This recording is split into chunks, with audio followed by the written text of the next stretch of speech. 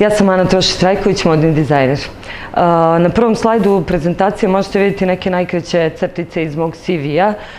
Ne bi se tu mnogo zadržavala, uglavnom istakla bi to da spadam u grupu odnosno da sam jedan od uspešnijih dizajnera u zemlji, ali sam trenutno nezaposlena i već 7 meseci na birovu rada. Dizajnera kao što sam ja ima blizu... Nešto sam uradila? Izvinite, dizajnera kao što sam ja i uspešnih od mene ima više od 100 u našoj zemlji, a oni koji su manje uspešni ima verovatno 3 puta toliko.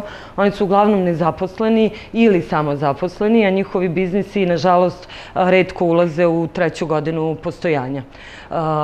Mi nemamo gde da se zaposlimo jer je, kao što znate, tekstilna industrija Srbije potpuno urušena u poslednjih 15 godina i to malo kompanija koja je nastavilo da radi zapošljava jednog ili ni jednog modnog dizajnera. Dok se naša tekstilna industrija urušavala, na svetskom nivou u modi su se desile neke druge promene. Pojavom interneta i velikog i brzog protoka informacija, gigantski brendovi su napravili plodno tle za širenje svojih kapitala, tako što su kopirali modele autorskih dizajna, onda proizvodili te modele u zemljama Dalekog istoka, gde radnici rade za $38 mesečno, pod apsolutno neprihvatljivim životnim, odnosno radnim uslovima. Sve je to dovelo do širenja fenomena fast fashiona ili brze mode i taj fenomen brze mode je u stvari uslovio uništenje malih lokalnih brendova i u našoj zemlji. Gore posledice od tih brendova i njihovog urušavanja su katastrofe po naše životno okruženje. Tekstilna industrija je drugi po redu zagađivač životne sredine. Greenhouse koncept je radni naziv poslovnog modela koji ja želim da predstavim vama večeras prvi put. I taj koncept je... Ja sam motivisana svim ovim razlozima koje sam sada navela, ali i mnogim drugim stvarima.